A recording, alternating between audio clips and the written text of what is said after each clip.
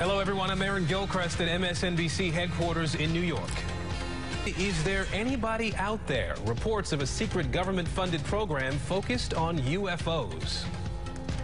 This question, are we alone? It's a question a secret Pentagon program was investigating. Details on the multi-million-dollar operation focused on UFOs. The Air Force formed Project Blue Book for three basic purposes. First, to determine that there was no threat to our national security. Second, to preclude technological surprise. And third, and probably most important, to prove the existence of UFOs. That was a clip from the late 1970s TV show Project Blue Book, based on an Air Force program that investigated UFO sightings. Project Blue Book ended in 1969. 4 decades later, we're learning about another government program that remained largely a secret. According to the New York Times, the program produced documents that describe sightings of aircraft that seemed to move at very high velocities with no visible signs of propulsion, or that hovered with no apparent means of lift. Joining me now is Leslie Kean, one of the co-writers of that New York Times article and author of UFOs, Generals, Pilots, and Government Officials Go on the Record. Leslie, we appreciate you being here to talk to us about this. What more can you tell us about this Pentagon program? What did it find? Well, the program has been in operation since 2007, and it's been secret until now. And it studied about 10 to 12 different incidences a year that involved military aircraft encountering these objects that can't be explained. And basically, they characterize them as the way you did. They're objects that they can't explain how they move incredibly fast. They'll hover and take a sudden right-angle turn, incredible velocities that we could never withstand if any living creature was in them. So they observe behaviors that seem to be technology that we don't have on this planet. I mean, that's what we're stuck with.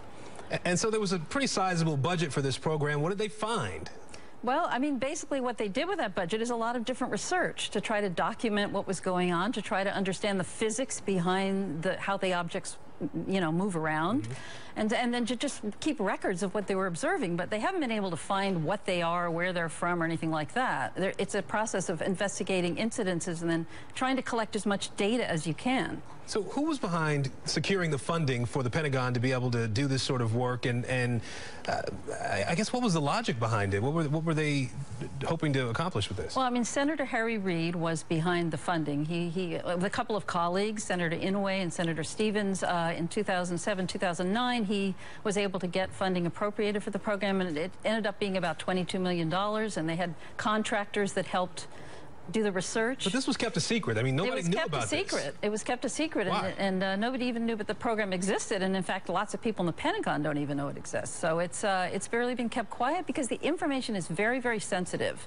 And they felt that, you know, there's also other countries that might be working on the same thing. So there's a sense of wanting to keep this information to ourselves. But a lot of people believe that it should be made public, and that's what we're dealing with right now. Now, there are a lot of people out there who say that this might be a waste of taxpayer dollars to be searching for UFOs and investigating aliens and that sort of thing. What have people said, people you've talked to, what have they said about that?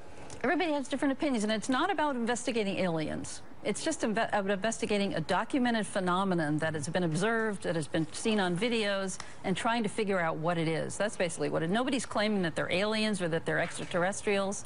So here we're dealing with something that could be potential threat because it's a technological craft that we don't understand, and we don't know where it comes from and how it does what it does. That's the reason to study it.